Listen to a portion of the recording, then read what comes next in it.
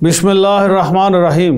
9 नवंबर यौम इकबाल हर साल मनाया जाता है, लेकिन जब हम ये देखते हैं कि अल्लामा इकबाल वो शख्सियत थे जिन्होंने पाकिस्तान का ख्वाब देखा और इस ख्वाब की ताबीर के लिए कायद-ए-आज़म मोहम्मद अली जिन्ना और उनके साथियों ने दिन रात मेहनत की, तो हमें देखना होगा कि इस दिन की निस्बत से कि डॉक्टर अल्लामा मोहम्मद इकबाल की सोच, उनकी फ़िक्र क्या थी, वो किस तरह का पाकिस्तान चाहते थे और अपने नौजवानों से, अपने लोगों से क्या चाहते थे, क्या उम्मीद रखते थे। जब हम देखते हैं, जब उनके पैगाम को देखते हैं, उनके कलाम को देखते हैं, तो वो कहते हैं कि फ़र्द कायम रब्त मिल्लत सेहत तन्हा कुछ नहीं, मौज है दरिया में बैरून दरिया कुछ नहीं।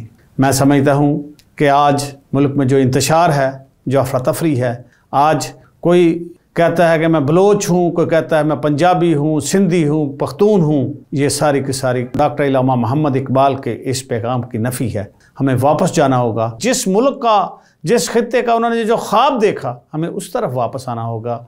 जब हम देखते हैं कि उनका आज़म क्या था, इस मुल्क को वो किस तरह चाहते थे कि हम एक ऐसा खित्ता हासिल करें जहाँ पे हम दुनिया में एक मुनफरद और एक नहायत एक तरक्की याफ्ता कौम बने, तो उनका कहना है कि ग़ुलामी में नाकाम आती हैं शमशीरें न तदबीरें, जो हो ज़ौक़ यकीन पैदा तो कट जाती हैं ज़ंजीरें।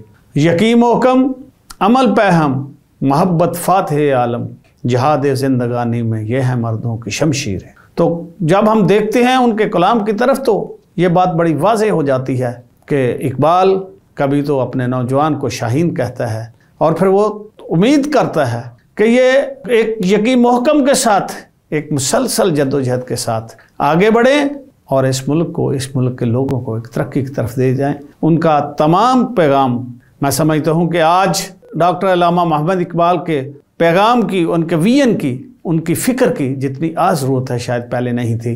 हम अल्लामा डॉक्टर मोहम्मद इकबाल की फ़िक्र, उनके सोच और उनके विजन को सामने रखते हुए आज जो हमारे मुल्क के मसाइल हैं, जो हम इंतशार का शिकार हैं, इससे भी निकल भी सकते हैं और अल्लाह के फजल से तरक्की भी कर सकते हैं। हमें अल्लामा डॉक्टर मोहम्मद इकबाल की सोच और फ़िक्र के मुताबिक आगे बढ़ना होगा और इस मुल्क को उन्हीं मकासद के लिए आगे लेके चलना होगा जो डॉक्टर मोहम्मद इकबाल ने अपने तमाम उनके अफ़कार, उनकी सोच के मुताबिक इस मुल्क को आगे बढ़ाना होगा। आज मैं समझता हूँ कि उनका सबसे बड़ा पैगाम यह है कि हमें इकट्ठे होकर, मिलकर, मुत्तहिद होकर इस मुल्क को आगे ले जाना है। अपनी ज़ाती मामलात से कौमी मामलात को तरजीह देना होगी। हमें अपनी ज़ात से निकलकर कौम के लिए, इस मुल्क के लिए काम करना होगा। यही मैं समझता हूँ आज का सबसे बड़ा पैगाम है।